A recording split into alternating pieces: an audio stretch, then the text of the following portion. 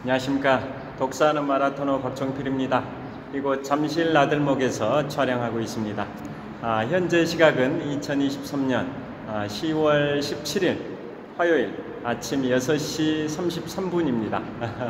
제가 자전거를 타고 동쪽 방향으로 힘차게 질주하면서 계속 촬영하겠습니다. 화이팅! 자, 제 자전거를 타고 이동을 하겠습니다.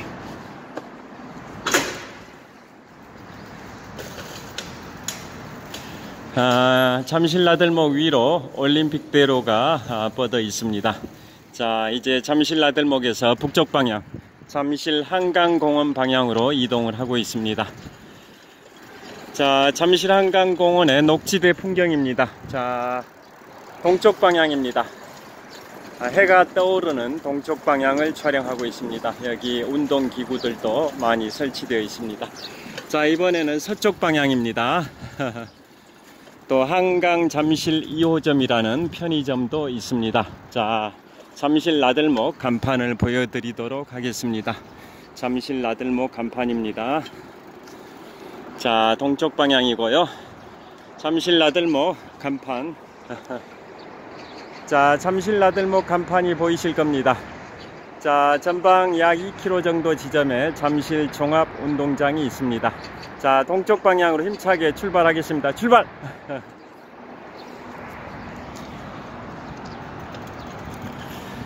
자, 오늘 아침은 올가을 들어 기온이 가장 낮습니다. 현재 서울 기준으로 8.1도입니다. 롤러 스케이트를 타는 분들도 보입니다. 자, 그리고 현재 오늘이 10월 17일 화요일인데요. 내일 모레, 그러니까 19일 목요일과 20일 금요일에는 비가 내린다고 합니다.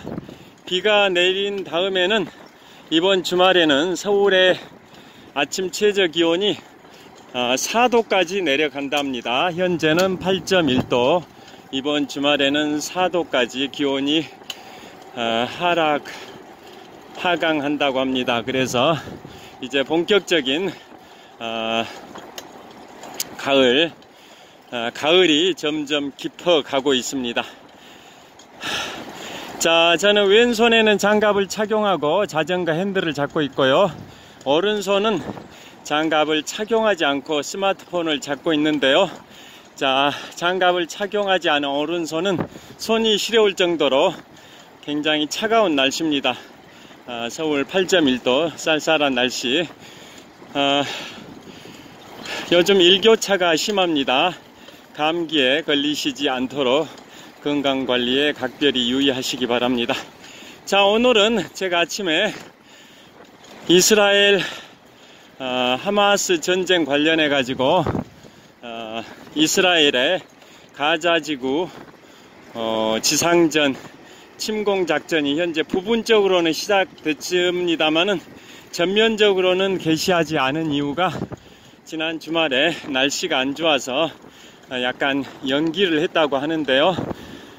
이스라엘이 하마스의 본거지인 가자지구에 대한 지상전의 본격적인 시작이 초읽기에 들어갔다라는 기사들이 계속 올라오고 있습니다. 그리고 이번에는 이스라엘에 힘을 실어주기 위해서 미국의 46대 대통령 조 바이든 대통령이 조만간 이번 주 안에 이스라엘을 방문할 가능성이 높다라는 기사도 나왔는데요. 자, 그런데 현재 어제 저녁에 뉴스 기준으로는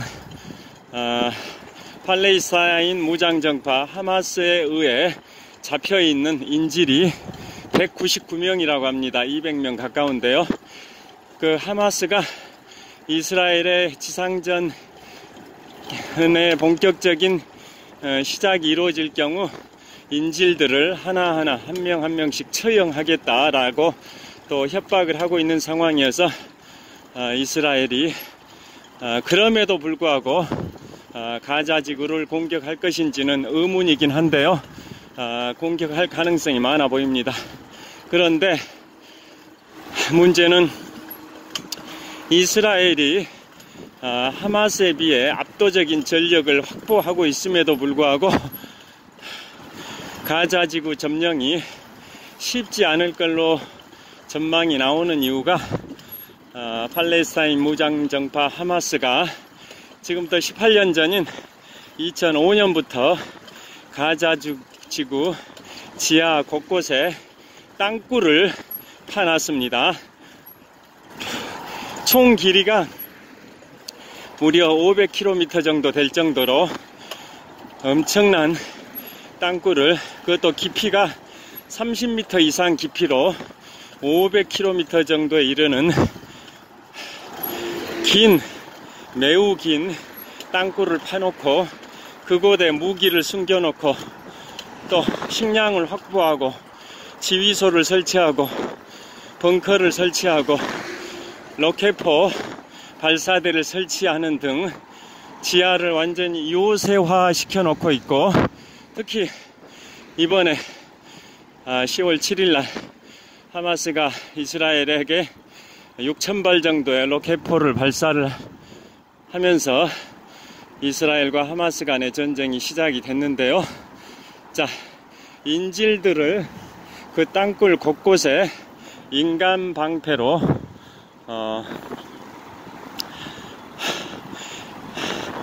활용할 가능성이 높기 때문에 이스라엘도 국제사회의 만류에도 불구하고 가자 지구에 대한 본격적인 지상전을 하게 될지는 좀 의문이긴 합니다만은 가능성은 높아 보입니다.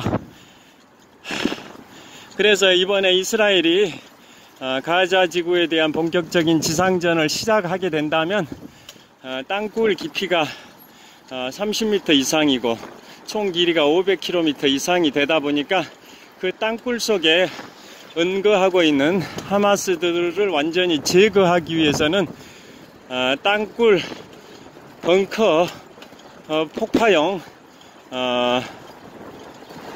무기인 일명 벙커버스터를 활용할 가능성이 높다. 그게 이제 제이담이라고 합니다. 제이담이라고 하는 우리가 흔히 들어온 벙커버스터를 활용할 가능성이 매우 높다고 보도가 나오고 있습니다. 지하 30m 이상의 깊이에도 침투해서 파괴시키는 일명 벙커버스터, 공식 명칭 제이담을 활용할 가능성이 높다라는 외신 보도가 나오는데요. 정말 인류는 전쟁사의 연속인데요. 전쟁 없는 그런 평화로운 세상이 왔으면 좋겠는데 안타깝습니다. 자, 그 관련해서 제가 오늘 재밌는 얘기를 해드리겠습니다. 하마스가 2005년부터 가자지구 지하 곳곳에 땅굴을 그렇게 500km에 이르는 긴 땅굴을 파놓은 것 관련해서 제가 떠오르는 게 있어서 재밌는 얘기를 해드리겠습니다. 그게 바로 제2차 세계대전 태평양 전선의 후기에 있었던 1945년 2월 19일부터 3월 26일까지 5주 동안 있었던 그 유명한 전투, 이오지마 전투에서의 땅굴 관련해서 말씀드리겠습니다. 이오지마 전투는 매우 유명한 전투인데요. 제가 올해 3월 6일에 인문학서적 4번째로 출판했던 제2차 세계대전 편에도 자세히 묘사되어 있기도 합니다. 태평양 전쟁의 일부인데요. 태평양 전쟁이라고 하면 2차 세계대전의 또 일부로서 1941년 12월 7일 일본의 가미가제 특공대가 미국 하와이 진주만을 기습 폭격하면서 제2차 세계대전이 1941년 12월 7일에 시작이 됐고, 일본이 1945년 8월 15일에 항복함으로써 2차 세계대전의 태평양 전쟁이 종전이 됐었는데요. 그 말기에 있었던 게 1945년 2월 19일부터 3월 26일까지 5주 동안의 미국과 일본 제국 간의 이오지마 전투입니다. 이오지마 전투가 발발된 이유는 먼저 이오지마가 어느 지역인지부터 말씀드리면 일본의 수도 도쿄의 남쪽 1200km 지점입니다. 1200km면 삼천리입니다. 우리나라를 한라산에서 백두산까지 1200km, 금수강산 삼천리라고 하는데요. 자, 일본의 수도 도쿄 남쪽으로 1200km 지점에 이오지마 섬이 있고, 그 이오지마 섬을 기준으로 또 서쪽으로 약 1200km 지점에 오키나와 섬이 있습니다. 자, 그래서 이오지마 전투는 그 이오지마라는 섬을 그 당시에 화산섬, 한자로는 류황도라고 합니다. 류황도, 일본말로 이오지마. 그 섬은 화산섬인데요. 일본이 점령을 하고 있었고, 일본 입장에서도 굉장히 중요한 전략 요충지였습니다. 왜냐하면 미국이 점령하고 있었던 사이판과 괌에서 일본 도쿄를 공습하는 전략 폭격기가 발진해서 일본 도쿄를 향해서 날아갈 때 딱 중간 지점에 있는 섬이 이오지마였고, 그래서 이오지마 섬에 설치된 일본군의 레이더가 그걸 감지해서 일본 본토에다가 공습 경보를 울려주는 역할도 했고, 미국의 괌 사이판에서 출격한 그 폭격기들이 이오지마 상공을 통과해서 도쿄로 공습하러 갈 때 그 미국의 폭격기들을 격추시킬 수 있는 그러한 중요한 전략 요충지였기 때문에 일본군 입장에서도 꼭 사수를 해야 되는 그러한 이오지마 섬이었습니다. 또 반대로 미국 입장에서는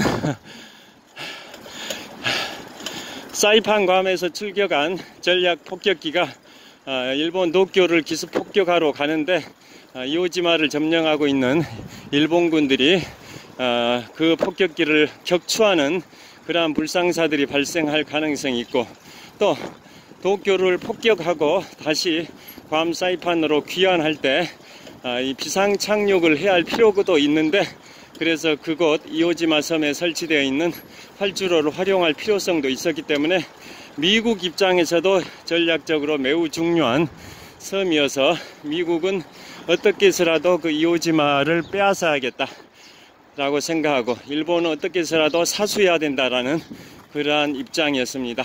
그래서 드디어 1945년 2월 19일에 미국이 일본의 이오지마 섬에 대한 침공을 개시를 했고, 총 5주 동안 전개됐고, 결국은 전쟁 결과는 미국의 승리로 돌아왔습니다. 그래서 이오지마 섬을 빼앗았고, 그게 이오지마 전투 1945년 2월 19일부터 3월 26일까지 5주 동안 전개됐는데요.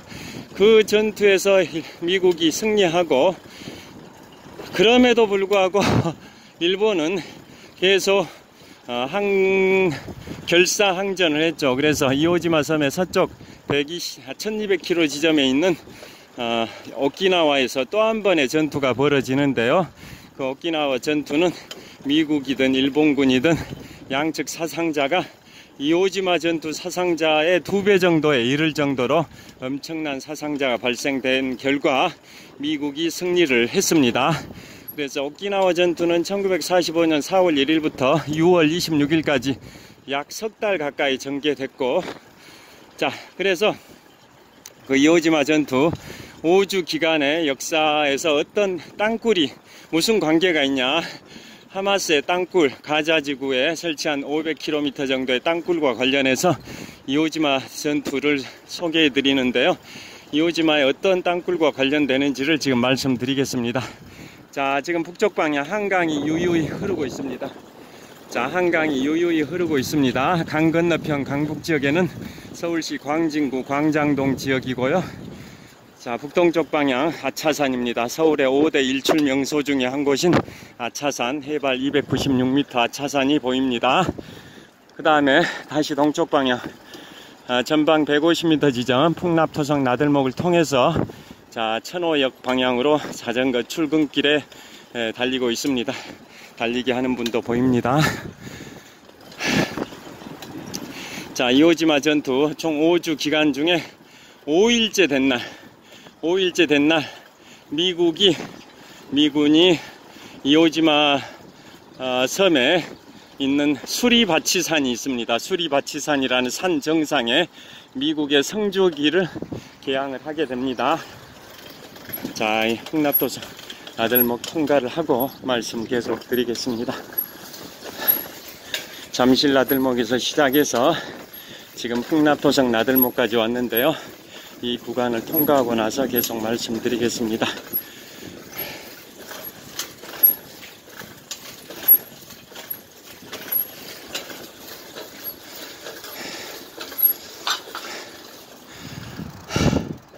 자, 오르막길이어서 자전거를 끌고 올라가겠습니다. 자, 이오지마 섬, 이오지마 전투 5일째 때 미군이 많은 사상자를 발생시키면서 이오지마 섬에 있는 수리바치산이라는 산 정상에다 미국의 성조기를 개항합니다. 초대형 성조기인데요. 그 성조기를 개항할 때 해병대원 6명이서 개항을 합니다. 미국 해병대원 6명이 수리바치산 정상에다가 성조기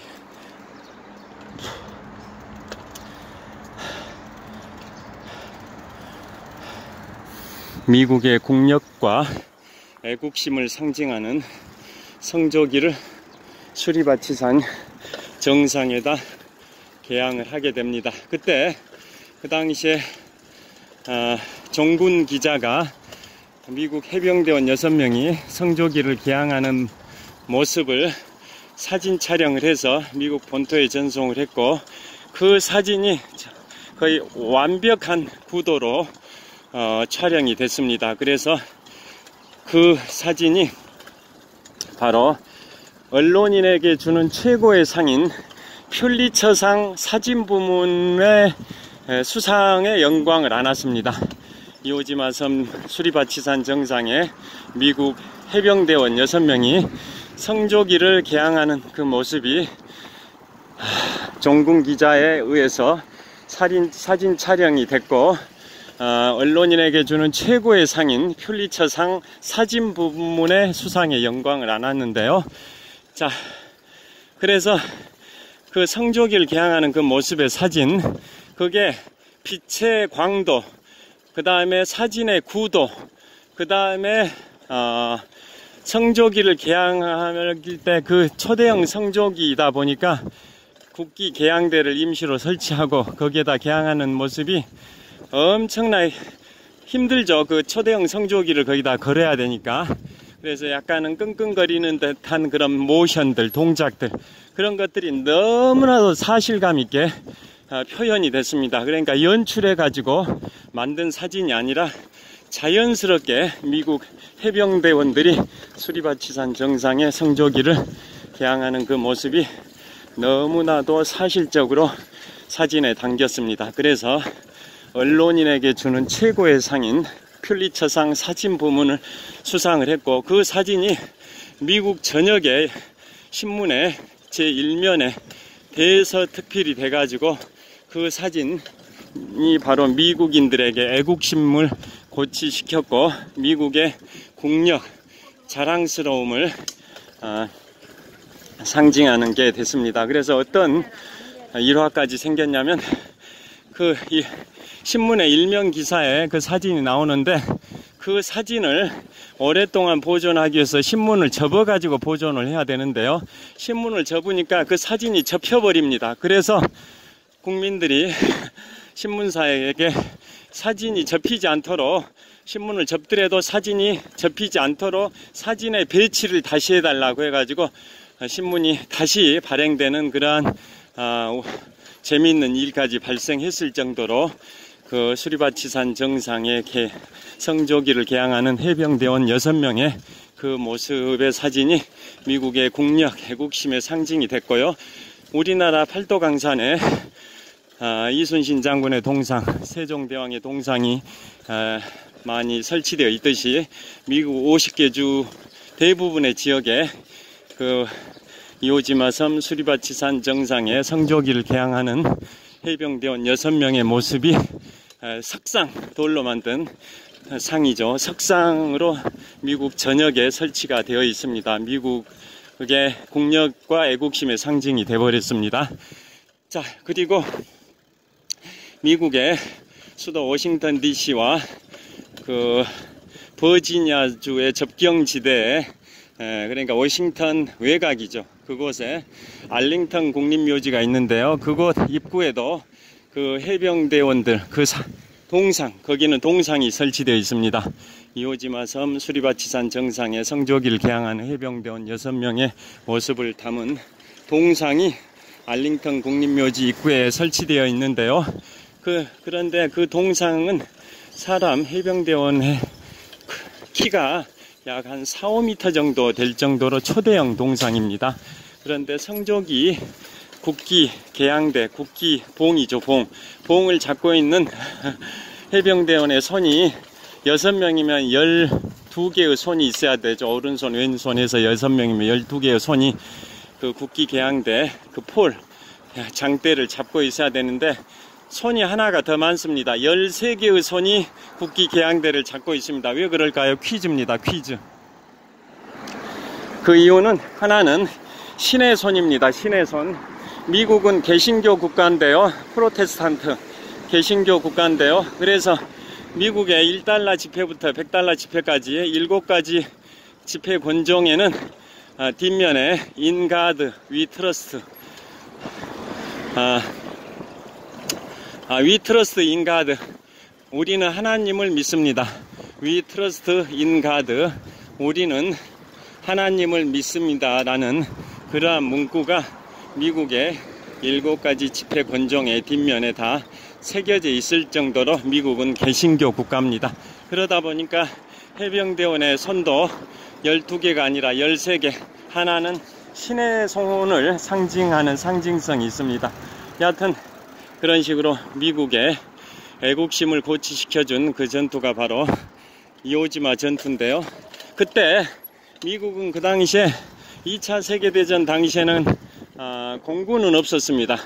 공군은 없고 육군 항공대가 공군 역할을 했고요. 2차 세계대전이 끝난 다음에 공군이 창설됐습니다. 자, 그 당시에 미국은 전쟁부 장관이 있었고 또 육군 장관, 해군 장관도 있었는데요. 그 당시에 미국의 해군 장관이 그 이오지마 섬의 수리바치산 정상에 성조기를 개항하는 그 6명의 해병대원들의 그 모습을 보고 명언을 남겼습니다. 뭐라고 했냐? 이오지마 섬 수리바치산 정상에 개항된 성조기는 미국 해병대의 앞으로 500년을 상징한다. 너무나도 가슴 찡하게 울리는 그런 명언을 남겼습니다. 이오지마 섬 수리바치산 정상에 개항된 성조기는 미국 해병대의 앞으로 500년을 상징한다. 그 정도로 그 성조기를 개항하는 그 사건이 미국인들에게 큰 자부심과 긍지를 느끼게 했던 그러한 일입니다. 자, 천호역에 도착했습니다. 그래서 이제 그게 이오지마 전투 5주 중에 첫 주, 일주일 만에 그런 일이 있었고요. 그런데도 나머지 4주 동안 치열하게 미군과 일본군 간의 격전이 벌어졌습니다.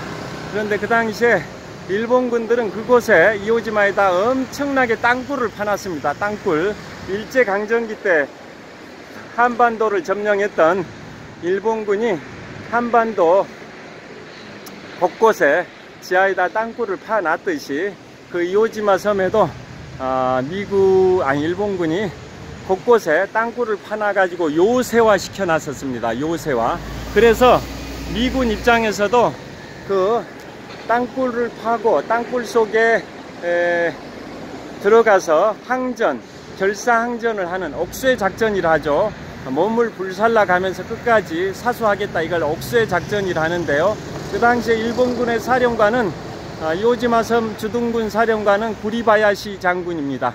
구리바야시 장군 주도하에 그 이오지마 섬 지하 곳곳에 땅굴을 파놓고 항거를 하는 바람에 미국 해병대가 이오지마 섬의 수리바치산 정상에 이오지마 전투 개전 일주일 만에 성조기를 개항하긴 했지만 나머지 4주 동안 치열한 공방전이 발생한 이유가 일본군들이 이오지마의 지하에다가 엄청난 땅굴을 파놓고 결사항전했기 때문에 그랬습니다. 자, 그래서 미국은 어떻게 그 땅굴을 땅굴 속에 있는 일본군들을 다 제거했냐? 그게 오늘 제가 모두에 말씀드린 이스라엘이 가자 지구에 대한 본격적인 지상전을 시작하게 되면 500km에 달하는 엄청난 길이의 그 땅굴, 그 다음에 깊이도 30m 이상 되는 그 땅굴을 폭파시키기 위해서 일명 벙커버스터, 공식 명칭 제2담을 사용할 가능성이 높다고 말씀드렸는데요. 현대전에서는 그렇게 하는 거죠. 그런데 그 당시 1945년 2월 19일부터 3월 26일까지 5주 동안 있었던 태평양 전쟁의 말기인 이오지마 전투 때는 어떻게 했을 것 같습니까? 미국이 그 입구에다가 화염방사기, 땅굴 입구에다가 화염방사기를 딱 대면서 불을 질러버린 거죠. 그래서 불길이 땅굴 속으로 깊숙이 들어가 가지고 그곳에 있는 일본군들이 불타 죽는 경우도 있었고요. 또 TNT 폭약을 터뜨려 가지고 땅굴 입구를 막아버리기도 했고, 뭐 그런 식으로 해가지고 그 땅굴 속에 숨어서 항거하고 있는 일본군들을 제거했습니다. 그래서 결론은 미국의 사망자가 7천여 명, 미국의 부상자가 19,000여 명, 그래서 미국의 사상자는 26,000여 명입니다. 다시 말씀드립니다. 미국의 사망자, 전사자 및 실종자가 7천여 명, 또 미국의 부상자가 19,000여 명, 그래서 사망자와 실종자, 부상자를 다 합하면 미국은 총 사상자가 26,000여 명이고 일본군은 그곳에 한 18,000명이 주둔을 하고 있었는데요. 일본군은 포로로 잡힌 사람이 216명, 그런데 사망 실종자가 17,000여 명 됩니다. 그러니까 일본군 주둔군 거의 대부분 98% 정도가 사망 및 실종이 돼버리고 불과 1, 2% 정도만 포로로 잡혔습니다. 일본군은 사망 실종자가 17,000여 명, 부상자가 포로가 216명밖에 안 될 정도로 일본군들은 거의 괴멸이 됐습니다. 일본군들은 거의 괴멸이 됐는데요. 그렇지만 미국 입장에서도 사망자, 실종자가 한 7,000여 명, 부상자가 19,000여 명, 그래서 사상자 전체로는 한 26,000여 명 되다 보니까 미국 입장에서도 피해가 컸던 거죠. 그래서 그 보고를, 전과의 보고를 받은 미국의 그 당시 제32대 대통령 프랭클린 루즈벨트 대통령은 그 보고를 받은 자리에서 눈물을 흘렸습니다. 미국의 젊은이들이 많이 사망을 했기 때문에.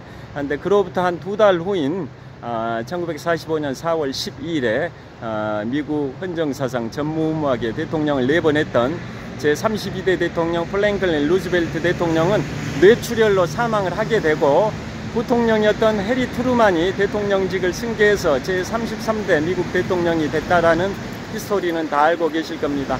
여하튼 미국이 이오지마 전투에서 일본군들을 괴멸시킬 때 땅굴 속에 은거하고 있었던 일본군들을 화염방사기 등을 통해서 땅굴 속에 화염방사기를 주입해가지고 다 불태워버리고 TNT로 땅굴 입구를 폭파해가지고 땅굴을 아예 봉쇄를 시켜버리기도 하고요. 그런 식으로 미국이 일본군들을 괴멸시켰습니다. 그런데 이번에 이스라엘이 하마스가 땅굴을 파놓은 가자 지구내 땅굴 500km 길이, 깊이 30m 정도 이상 되는 그 땅굴 속에 응거하고 있는 하마스를 제거함에 있어서는 벙커버스터, 즉 제2담을 활용하긴 하겠지만 민간인들을 인질 199명 정도를 인간 방패로 하마스가 앞세울 수가 있다 보니까 정말 쉽지 않은 이스라엘과 하마스의 전쟁이 될 것 같습니다. 자, 국제사회에 정말 평화만 있는 그런 세상은 유토피아일 수도 있는데요. 평화가 유지되는 그러한 세상이 오기를 꿈꿔보며 오늘 2023년 10월 17일 화요일 아침 7시에 독서하는 마라토너 박종필이었습니다. 시청해 주셔서 감사합니다. 화이팅! 오늘도 유쾌, 상쾌, 통쾌하고 행복하고 즐겁고 건강하고 보람찬 뜻깊은 하루 보내시길 빌겠습니다. 감사합니다. Have a nice day. 자, 현대백화점 천호점입니다. 자, 이번에는 천호역 사거리입니다. 자, 좋은 하루 되십시오. 감사합니다.